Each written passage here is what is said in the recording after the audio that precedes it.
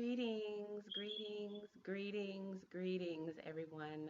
I hope that everybody is having a beautiful day. Um,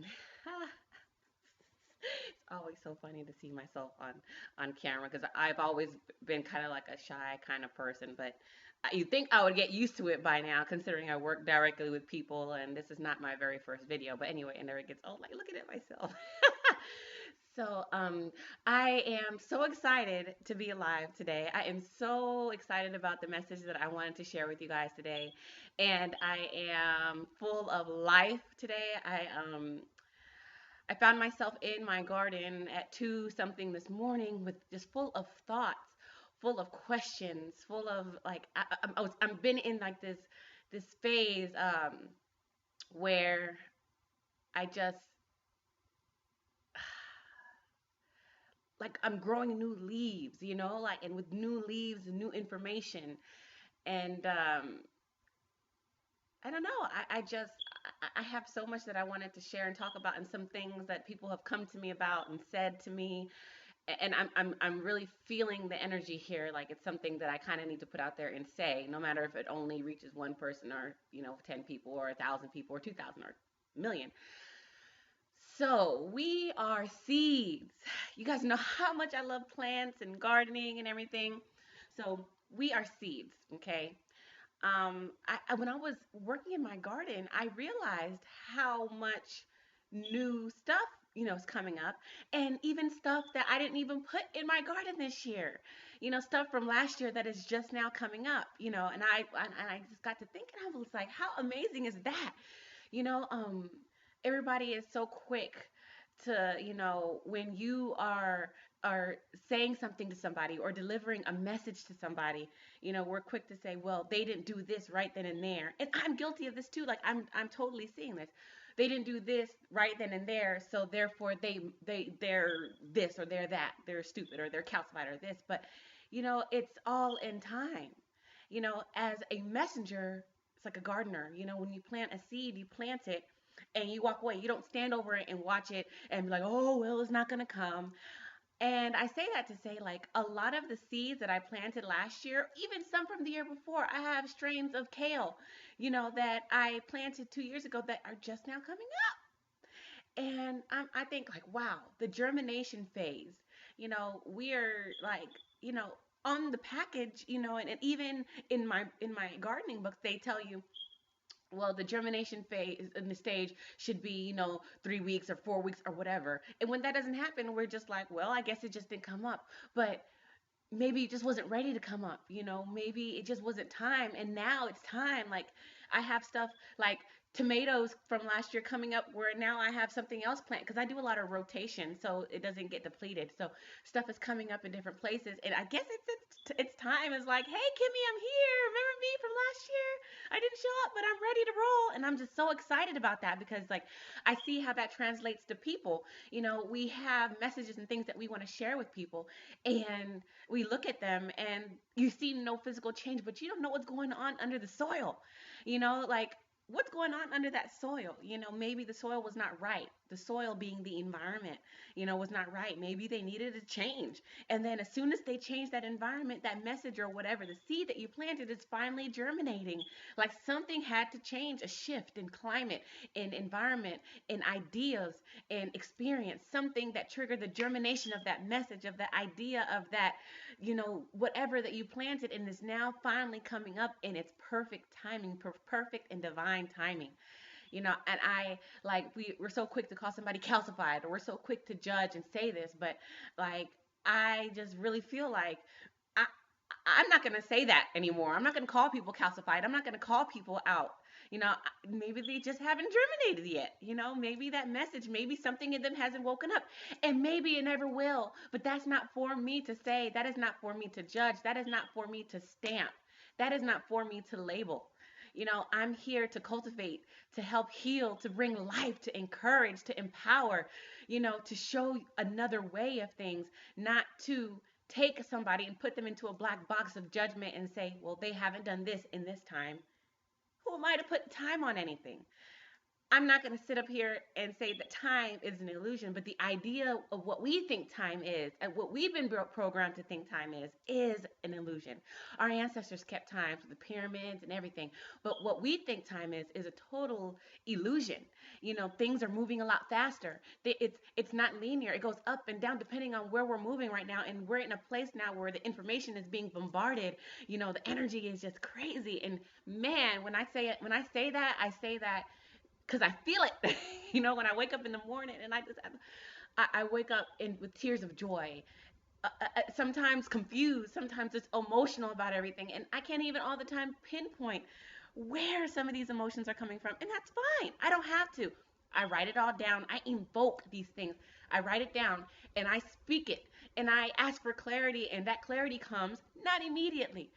Sometimes it'll come while I'm digging in the dirt, when I do best, when I'm talking to somebody, when I'm just in myself, in a dream, when I'm cooking, when I'm cleaning, when my son comes up to me and asks me a question and then the answer just comes out of me without thought. It's just amazing how like all of this stuff just it just how it just come how it's been coming just full circle for me. And to be able to share with people like my journey into my own spirituality, and the idea that like some of us are headed into like the same goal destination, but we have different ways of getting there. And it's so important that you don't get caught walking behind somebody that you don't need to be walking behind. I mean, you don't shouldn't be, caught up walking behind somebody or falling behind somebody or even walking beside somebody, because you can get caught up in that person's, get that person's journey, that person's path. This is the idea I like to look at it. Let's say somebody invited me to a party, creator, right? The party is here. Okay, there's 10 of us. Let's say Ashley is supposed to be bringing, kale. Brianna is supposed to be bringing apples. Kimmy Flowers is supposed to be bringing flowers. Michael is supposed to be bringing, whatever, paper towels, and all these people are supposed to be bringing these different cups, all these things. So we are invited, we're being welcomed to the same place, but we have certain things that we have to get, certain goals, certain things in our path that we have to pick up, that to bring before we can even get there, and it takes us in different paths. So yes, some of us are meant to go. I mean, we are supposed to be going to the same place. Some of us are a part of the same group, if you will. But we should not get caught walking behind or beside or in front or trying to keep up with anybody, because we have our own goals. We have our own things that we were told to do, our own agreements, our own spiritual obligations and contracts. So that is so important. If I so happen to cross the person that is supposed to be bringing the paper towels and I'm bringing the flowers, and our paths cross, and for that brief moment in time, we are to be together because our paths naturally are going this way, but then, our paths both break apart. We learn things from each other, but guess what? We will meet you at the finish line. That is the beauty of it. And I see that. I saw that, the clarity of that. And it's never, man, I have spent so much of my time and my life in judgment of myself, of people, of things, of events. If you're not walking beside me, if you're not this, that. But it's not about that. It's about walking in the way that you're supposed to walk at the time you're supposed to walk, with your goals and everything that you were supposed to do, knowing yourself, knowing where you're supposed to be at that moment, and embracing the ideas and the change and everything that people have to bring to the table at that moment in time, and taking it as a learning experience. Um, the tantric principles that I like to live by, and is taking in everything and rejecting nothing. But then when you're taking in everything, like you are a plate of kale or something, that it's healthy for you. That your body is going to do something beautiful and wonderful with this through digestion, that beautiful dance, that communication of digestion. And that on the other end of that digestion is waste, but that does not stop you from eating this food. That's same with the information that we get. You take in what you need. You don't block anything out. You take it in and you digest it, and whatever does not resonate with you, no matter who it's from, if it does not resonate with you, maybe you don't need it. let it go, pass on through. And if at some point in time you continue on your path of knowledge, you continue on your path of, attaining the things that you need to know, of knowing yourself, you may come up upon that same information. Just like with vitamins and things that we get from our food, and your body might need it at that moment in time. It's ready for receiving. You take it in, and maybe your vibration is at a point where it resonates with you. Taking a time not to block things out because, automatically, oh, I don't like the way that person looks at delivering that message. Oh, that person did this. Oh, that person did that. Judgment, prejudgment will always block you from the beautiful things that can possibly come. I can't begin to tell you how many things have come to me, and things that I could have possibly blocked out on my path because I was, if I would have been judgmental or said, I'm not going to go there because this and that, or I'm not, if I'm feeling led to something and I feel that about something, I'm going to do it. I'm going to experience it. I'm going to enjoy it. I'm going to lay in it. I am going to take it all in, and whatever it does not need is going to go through my spiritual digestive system and out in waste. And I'm not going to feel bad about that. And nobody can judge me for that. Nobody can judge me for not feeling something at one point and then the next day feel like, yeah, man, I get that now. There might have been something that I needed to get before I can get this. A, B, C, D, E. A, B, C, D, E. You have to go in those steps. There's no shortcuts. It's 360. It's not a square. It's not this, and that. It's, tell me where in nature you see straight, rigid. We are this. We are this. It's beautiful, and so sometimes we're just, especially being in the information age, we are like just bombarded with all of this information here and there, just everywhere. And at that point in time, we may not even need it that time. And so it doesn't resonate with us at that moment. And that is fine. Don't ever let anybody discourage you because of, what you're doing in your life. Don't let anybody discourage you because of your color. Don't let anybody discourage you because of what you're eating. Just know what you need to do and do it. If you don't feel like you need to stop eating meat at this moment and stop doing this at this moment, make sure that you're being honest with yourself about how you're really feeling. Make sure you're being honest with yourself about why you're feeling these things. Asking yourself, why do I feel like I don't need to stop eating meat? Is it out of fear?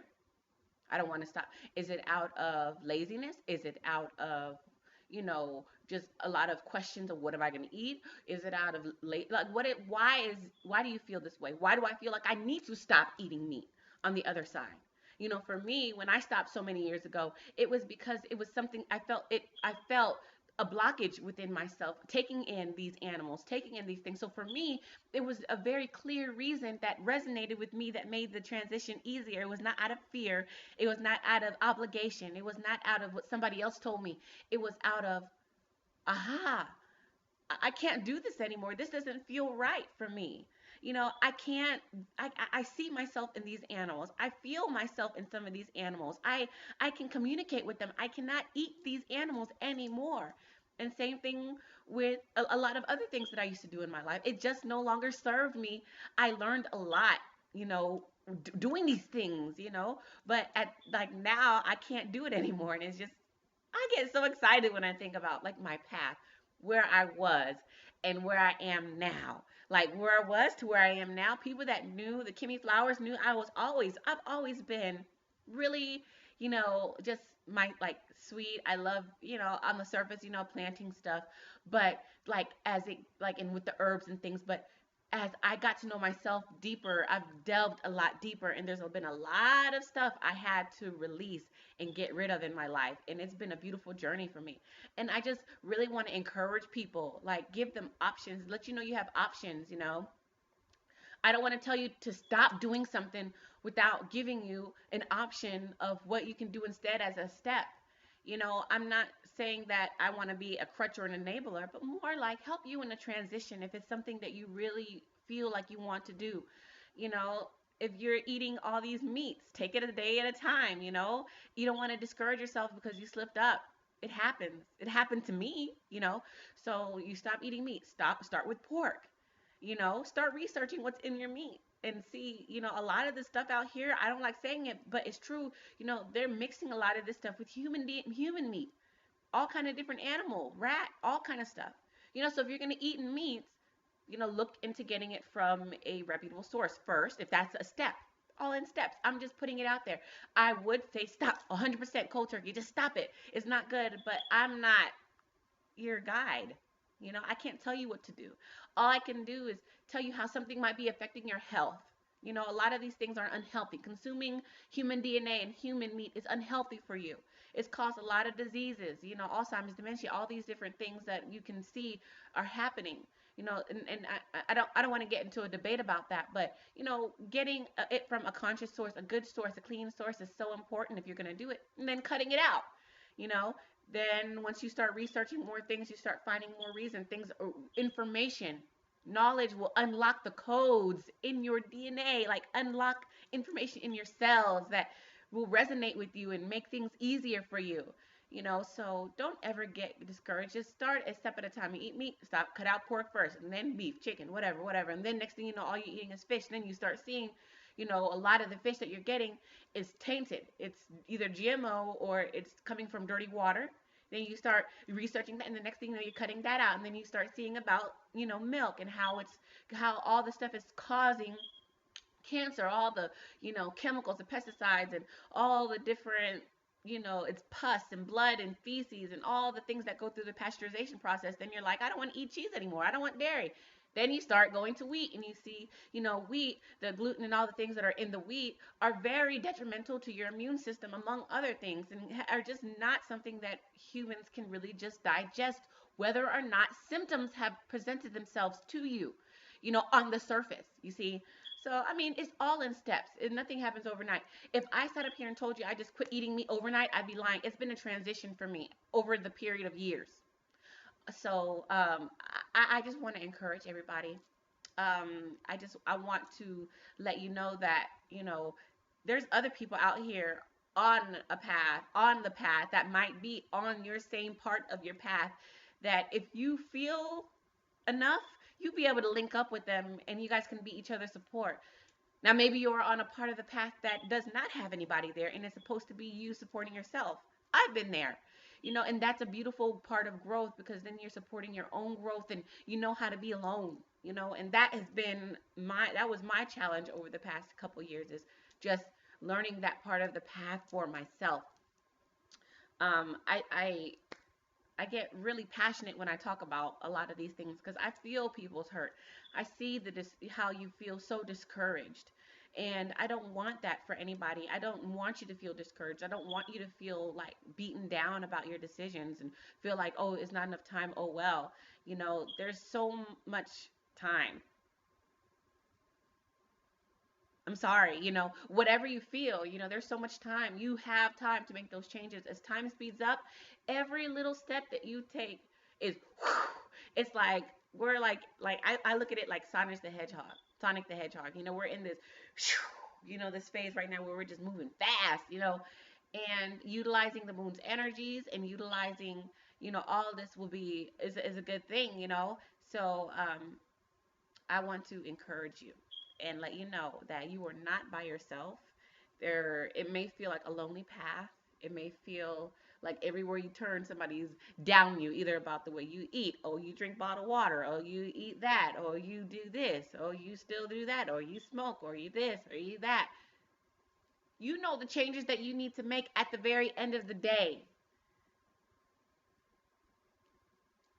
You know the changes that you need to make for you at the very end of the day.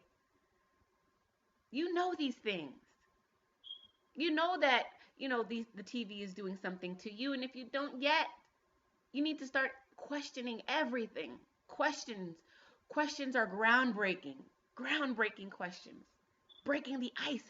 You start asking these questions. Start questioning every single thing that you do, why you do it, who told you to do it, every single thing that you do, from the holidays that you celebrate to everything from Christmas to Easter to all these things. Where did they come from? Question everything. My journey started with a question.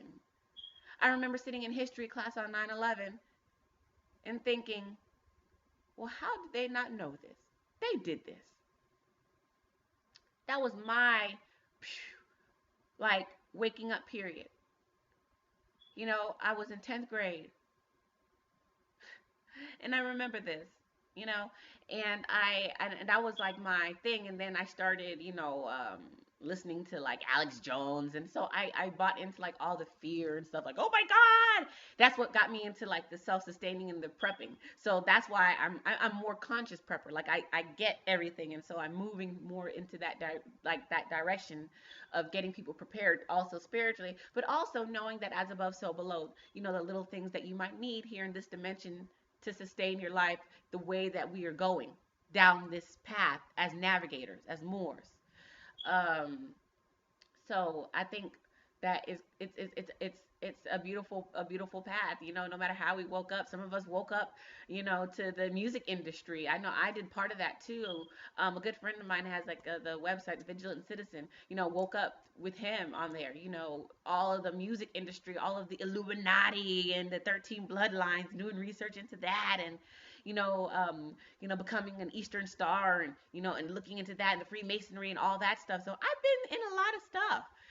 So I know what I'm talking about, for myself anyway. But the point of this is that we all need to experience our path in the way that we are to experience it. Don't get caught up following behind or beside somebody. Don't get caught up. Take all the information that you need to take and digest it and walk where you need to walk. Do what you feel is right. And that's all you can ever do for yourself, period. And if you do that and you do what's true to you, you will always be able to wake up with a smile on your face, and you will always be able to wake up with peace in your heart. And that is a fact. And, with that, I want to leave you with clarity. Clarity of where it is that you are supposed to be going, what it is that you're supposed to be doing. I want to leave you with love. Love for yourself. Love enough to be able to step back from a situation and analyze it from a position of non judgment of yourself, and be able to take the steps that you need to take in order to make the changes that you in your heart feel that you need to make. Being able to do that is the most beautiful thing that you can do for yourself. Don't judge yourself. Don't be hard on yourself. You know, just keep your eyes on yourself and everything will be just fine. I promise. Peace.